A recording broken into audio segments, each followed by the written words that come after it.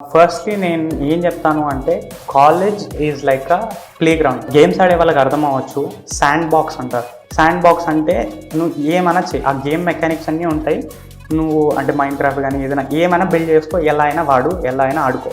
నిన్ను ఆపేవాడు లేడు. Full creative, నువ్వు గాడ్ అన్నట్టు. ఇంకా అక్కడ కాలేజ్ అనేది ఎలా అవుతుంది, ఎందుకు ప్లే గ్రౌండ్, ఎందుకు శాండ్ బాక్స్ అన్నామంటే స్కూల్ వరకు ఇంటర్ వరకు ఒక డిఫరెంట్ జోన్, రియల్ లైఫ్ ఒక డిఫరెంట్ జోను, ఇది మధ్యలో బ్రిడ్జ్ లాగా. సో రియల్ లైఫ్ సినారియోస్ తగులుతాయి. ఒకడు ఫస్ట్ టైం రిలేషన్షిప్లోకి వెళ్ళచ్చు, లేదా ఫస్ట్ టైం ఇంట్లో సిచ్యువేషన్ అర్థం చేసుకోవచ్చు. అంటే రియల్ లైఫ్ సినారియో అలానే ఉంటుంది, ఏది మన కంట్రోల్లో ఉండదు, అది జరుగుతూనే ఉంటుంది. బట్ ఇక్కడ ఏంటి, టీచర్స్ ఉంటారు, పేరెంట్స్ ఉంటారు, ఇంకా అందరు ఉంటారు నీకు కావాల్సిన వాళ్ళు గైడ్ చేయడానికి. ఇటు కొంచెం ఉంది, ఇటు కొంచెం ఉంది. యు ఆర్ బేసిక్లీ లైక్ నువ్వు పడినా నీకు దెబ్బలు తగలవు, దెబ్బలు తగిలినా నువ్వు లేచి నిల్చోవచ్చు.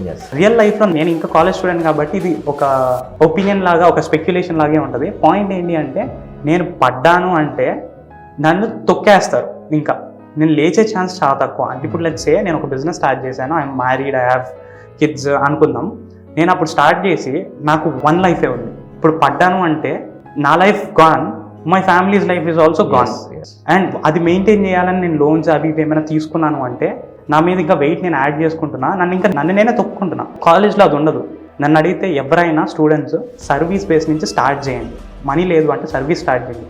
నీకు స్కిల్ ఉంది అంటే యూ కెన్ డూ ఎనీథింగ్.